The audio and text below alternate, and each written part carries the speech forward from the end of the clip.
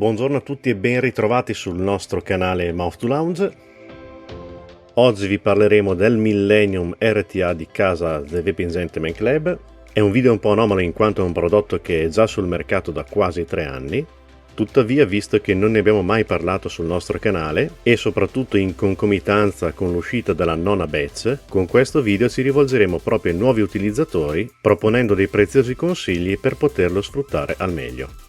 Come già saprete, il Millennium RTA è un prodotto interamente realizzato in Italia. Nel video che state vedendo vi mostro alcuni passaggi durante la produzione dei componenti del Millennium. A distanza di quasi 3 anni dal lancio è uno degli atomizzatori high-end più richiesti dal mercato ancora oggi. Stiamo parlando ad oggi di 3850 unità prodotte e vendute in tutto il mondo. E questo fa del Millennium uno degli atomizzatori high-end più venduti in assoluto al mondo, e insieme allo Skyline di Smoke Guru e alla serie 4 di Flash e Vapor, uno degli atomizzatori in assoluto più longevi sul mercato. Il Millennium arriva in una confezione di legno serigrafata, un manuale di uso e manutenzione multilingua, l'atomizzatore, un vetro in Pyrex di ricambio, 2 campane aggiuntive oltre a quella già montata nell'atomizzatore, e un contenitore contenente delle spare parts molto complete, un attrezzo per smontare il fondello dell'atomizzatore e un airpin con 2 fori da 1.2 mm in sostituzione di quello montato a foro singolo da 1.8 mm. Velocissima carrellata sull'atomizzatore, l'atomizzatore ovviamente è un 22 mm, se lo misuriamo alla ghiera dell'aria abbiamo in realtà 22,3 mm, per un'altezza complessiva senza drip tip di circa 43,7 mm, drip tip che misura circa 14 mm e un foro interno da 3,3 mm. Ora andiamo a scoprire le peculiarità principali dell'atomizzatore. Atomizzatore dotato di top refill, un sistema di regolazione dell'airflow attraverso la ghiera inferiore, ghiera montata su un sistema baionetta che consente di essere smontato una volta chiuso completamente. Sono ben 6 fori d'aria disponibili a partire dallo 0,8 mm, 1 mm, 1.2 mm, 1.4, 1.6 e 1.8 mm. Nella parte inferiore troviamo il pin 510 che sporge sufficientemente per garantire un corretto funzionamento anche su dispositivi meccanici senza protezioni. Il fondello dell'atomizzatore può essere smontato utilizzando lo strumento in dotazione. All'interno del fondello troviamo il sistema PAS, questo è un sistema che serve per deviare le turbolenze dell'aria in modo da garantire un flusso preciso e particolarmente silenzioso. Questo sistema che vedete integrato nel fondello era invece un accessorio separato nelle primissime batch. Altre caratteristiche di questo atomizzatore è il sistema di montaggio che incorpora anche un sistema di controllo del flusso del liquido, sistema ottenuto grazie a un dispositivo baionetta ricavato sul fondo delle campane che vanno ad incastrarsi sui perni presenti ai lati del deck. Perni che non sono delle spine infilate nel deck ma sono direttamente lavorati dal pieno. Come potete vedere la qualità costruttiva è veramente alta, ancora oggi è uno degli atomizzatori meglio costruiti sul mercato. Breve cenno anche riguardo alle campane, queste possono essere sostituite smontando il vetro dell'atomizzatore e il top cap. Sono 3 campane che sono state riprese dal precedente progetto del 900 RDA e hanno come caratteristica principale di essere non solo diverse nella forma della parte superiore, ma di essere molto diverse tra di loro a livello di volume interno, e questo fa in modo che le campane possano comportarsi in modo molto differente a livello di resa sul nostro atomizzatore. Sono poi disponibili come accessorio le campane del kit nano che trasformano il Millennium RTA da 4 mm a 2 mm, riducendone ovviamente le dimensioni.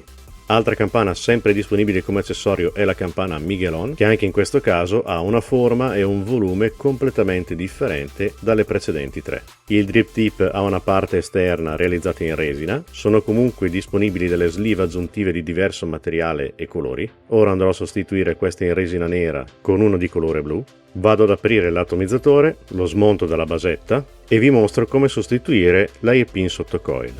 Va smontato il fondello dell'atomizzatore, a questo punto va smontata la vite che è collegata alla torretta del positivo, premo nella parte inferiore dell'atomizzatore e l'airpin è subito smontato. Per rimontarlo faccio esattamente l'operazione inversa, faccio attenzione che non si sia mosso l'isolatore all'interno e vado ad avvitare nuovamente la vite del positivo.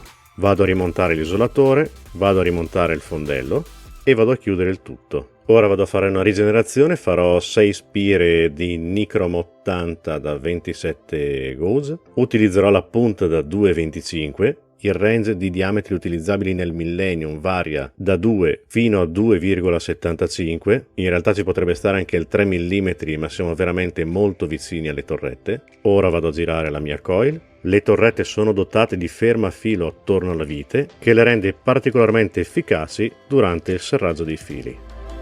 Questo è il montaggio della coil previsto dal costruttore, quindi avremo le gambette completamente orizzontali tra una torretta e l'altra. Una volta tolte le eccedenze di filo andrò ad infilare una giusta quantità di cotone. Vado ad allargare un po' il cotone e vado a tagliare il cotone tenendo come misura la parte inferiore della base dell'atomizzatore. Ora vado ad infilare il cotone nelle vasche. Vado a riempire bene le vasche con il cotone in modo da non lasciare spazi vuoti, facendo in modo di riempire bene anche gli angoli delle vasche. Questa cotonatura è necessaria per potervi garantire un perfetto funzionamento del vostro Millennium. Ora vado a bagnare il cotone con qualche goccia di liquido, faccio attenzione che non ci siano peli o pelucchi che sbordano all'esterno del deck.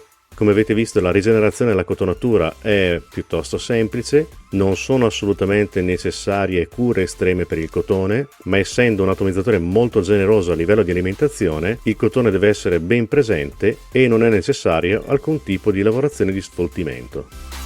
Vado ora a montare il tank.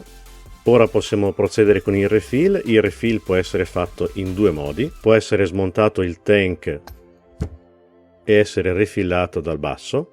In questo caso l'atomizzatore guadagna oltre 1 ml di capacità in più, oppure riempito dall'alto. In questo caso sarà sufficiente chiudere la finestra di controllo del liquido, smontare il top cap, andare a riempire l'atomizzatore di liquido, vado a battuta con la chiusura del top cap, lasciando circa 1 mm di aria tra il tank e il top cap, giro l'atomizzatore e completo la chiusura. In questo modo, girando l'atomizzatore sottosopra quando vado a terminare la chiusura, andrò a scaricare la sovrappressione che si forma durante la chiusura del top cap senza il rischio di allagare il deck.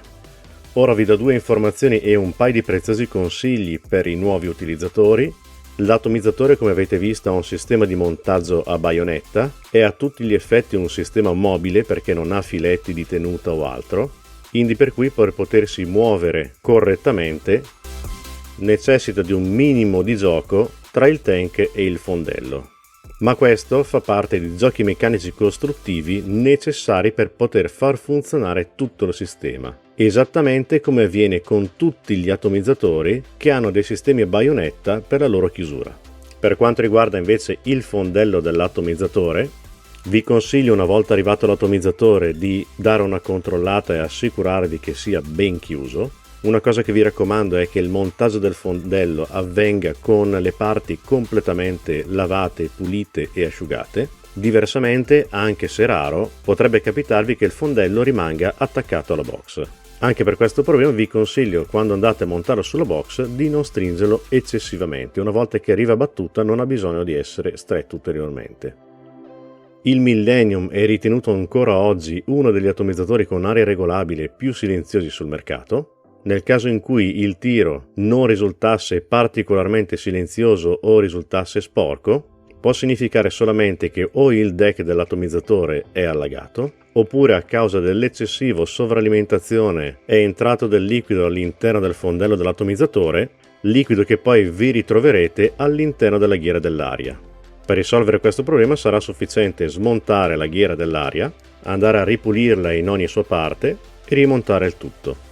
Ultima cosa, è già accaduto di leggere di qualche utilizzatore che si lamentava di perdite nella parte inferiore dell'atomizzatore, perdite che poi potevano andare a bagnare la tazza della nostra box, ma anche queste perdite non passano attraverso la vite o il pin dell'atomizzatore, ma sono provocate da sovralimentazioni che causano del ristagno di liquido nella parte inferiore dell'atomizzatore per poi fuoriuscire dalla ghiera dell'aria e andare ad insediarsi tra l'anello della ghiera dell'aria e il fondello del nostro atomizzatore e conseguentemente andare a bagnare la tazza della nostra box.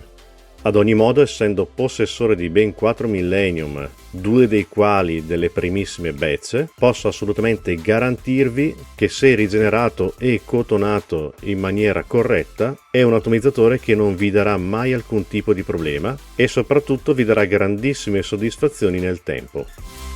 Credo di non avere altro da aggiungere, vi ricordo che a giorni uscirà appunto la nona batch, vi ricordo anche il prezzo del Millennium RTA di 169 euro in Europa, sarà disponibile presso i principali store, nei commenti vi lascio anche il link di dove trovarlo, vi ricordo di iscrivervi al nostro canale per non perdere i prossimi video. Seguiteci, mi raccomando, anche su Facebook cercando il gruppo Mouth to Lounge, di cui comunque troverete il link all'interno dei commenti. Con questo è veramente tutto, vi ringraziamo per la visione e arrivederci al prossimo video.